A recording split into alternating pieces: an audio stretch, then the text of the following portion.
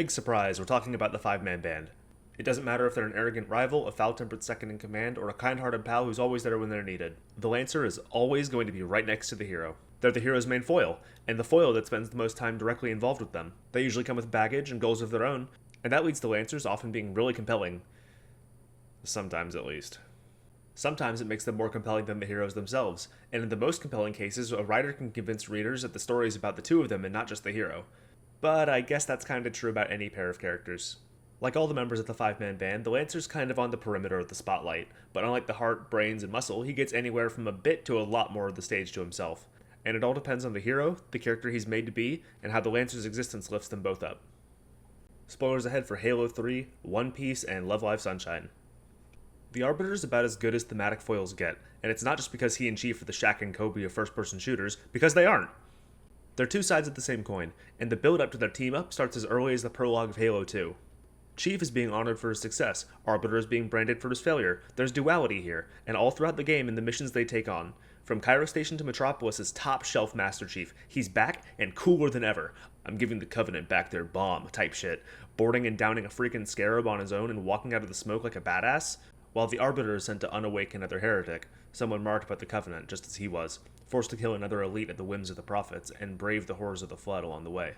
But when Chief comes back, it's gas. The Scorpion Run, outsniping an entire forest of jackals, squad wiping a room full of zealots, taking on firefight after firefight, and finally getting to tuck one of those needlehead rats into bed. While Arbiter is sent on a suicide mission, a sacrifice to fulfill the Prophet's wants. He's sent in alone, abandoned with the other elites, forced to endure even more Flood, and even when he succeeds, he's stabbed in the back. He was never making it out of Containment Zone. He wasn't supposed to. When he and Chief wake up, Gravemind lays into them, and sends them to fill each other's shoes. Arbiter, for those last two missions, gets to be the hero, fight the firefight, say the cool one-liners, well, not really that last one, but he reaches across the aisle and roots his own heroism in with the humans. Both Chief and Arbiter are basically strangers until the start of Halo 3, and even then they don't talk much. The relationship they build is built through action and mutually sustained hatred, but it's a relationship that persists through and after the conclusion of the game. A common goal brings an unlikely pair together.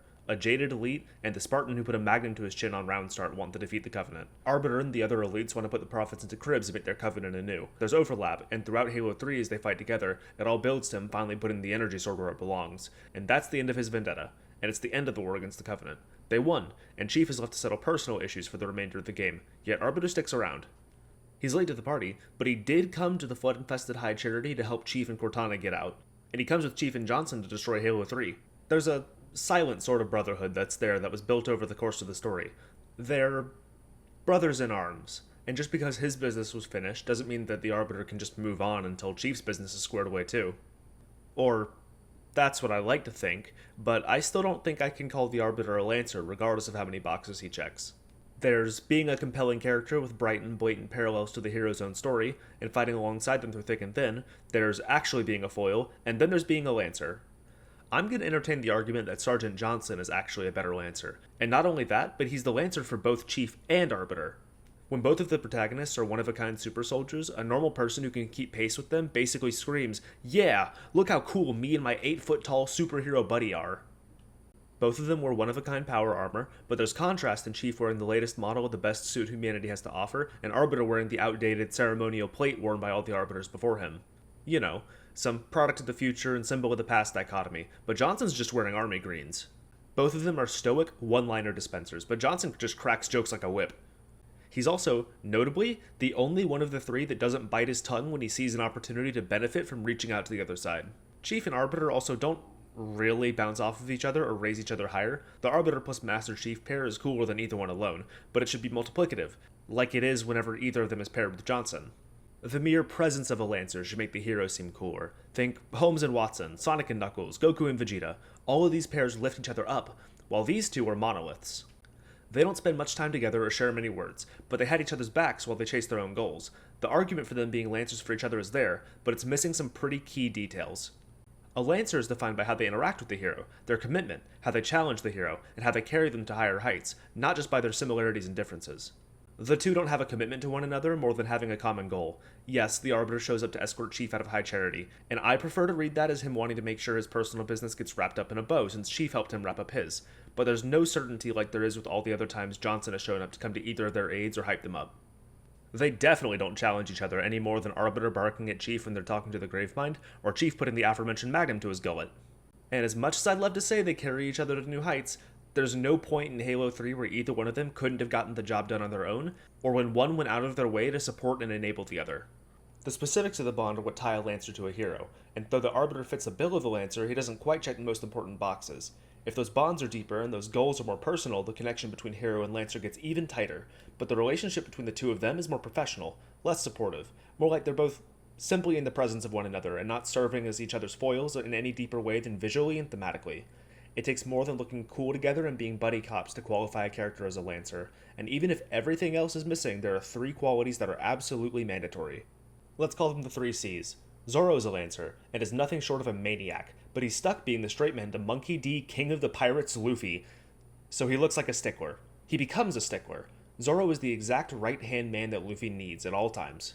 But more importantly, he shapes himself into that right-hand man over time. The two start out as buddies, and even in the present they're still good friends.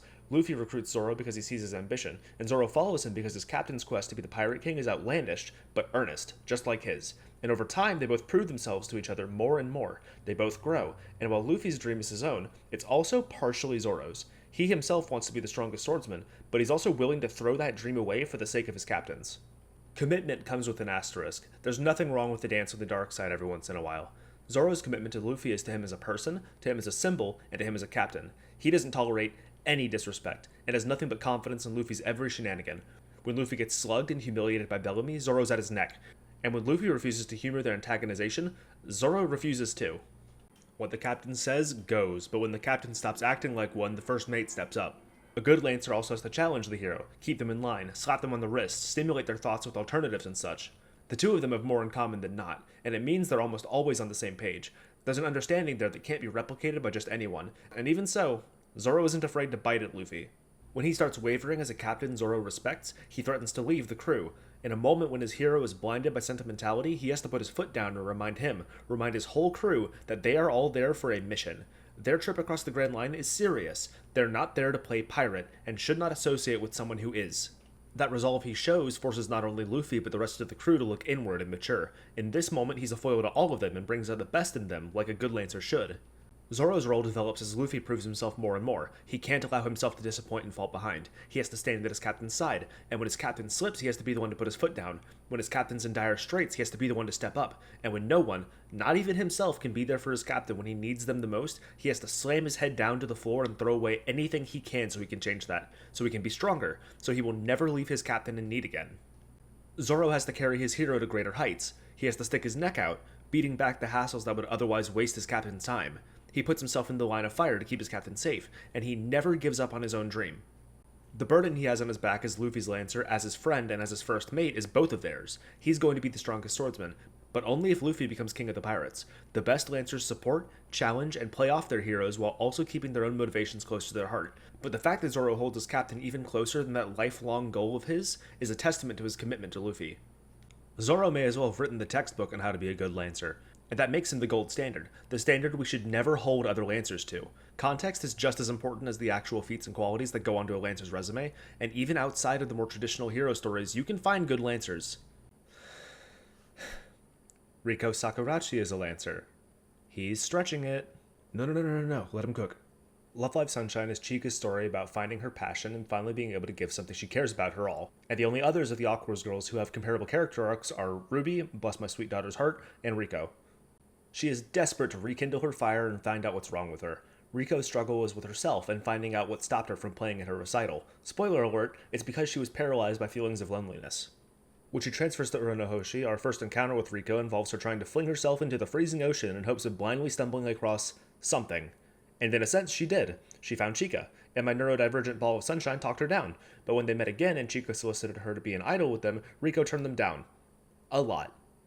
Riko sing a whole choreographed music number with the idol group just to turn them down immediately afterwards. Sakurauchi, I know it didn't actually happen, eventually concedes. She gets roped into doing choreography, wearing frilly outfits, getting up on stage, and pushing for the sake of supporting her friend even after their first show goes to hell. And as the focus shifts around and new girls join the group, new conflicts taking center stage, Riko keeps struggling with herself, and when the time comes for her to choose between their biggest performance yet or her own get back, Chika pushes her away towards making the right choice, because so long as Riko's in the spotlight, Chica's her Lancer, and will always lift her up as best she can, and in turn, Riko swears herself to her.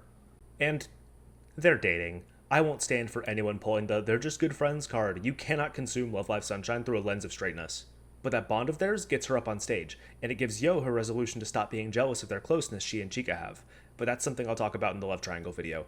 Her commitment to Chica took her exactly where she wanted to be, and earned even more commitment from Riko to help Chica in whatever way she could. Riko doesn't really challenge Chica in a traditional way. She and Yo both egg her on whenever she gets down on herself, poking the fire by constantly asking if Chica's going to give up, but she supports her wholeheartedly. And when her own struggle finally comes full circle and wraps up, she can devote herself entirely to helping Chica with hers. You could argue that a Lancer is nothing without a hero to be a foil to, and I think that's dumb. It, like all other character archetypes of literature, don't function if there's not a character behind them, and when a character's main purpose in a group is to make another stand out, it's easy to lose that. The Arbiter completely escapes that, like I said, being a monolith of his own but not quite meshing with his hero as well as the Lancer should, while Zoro fits that mold like it was made for him. He's an astounding character who happens to make himself stand out more by staying at Luffy's side and being a straight man. I say that you can't have a Lancer without a hero, and in making one, the most important thing to consider is how your Lancer comes together with your hero. How they clash, how they act, the way they dress, what's similar, what's different. How do those things bring them together and put them at odds? These things that should run through your head whenever any pair of characters does, should run through twice whenever thinking about a hero's number one foil, because they're always going to be right there next to the hero.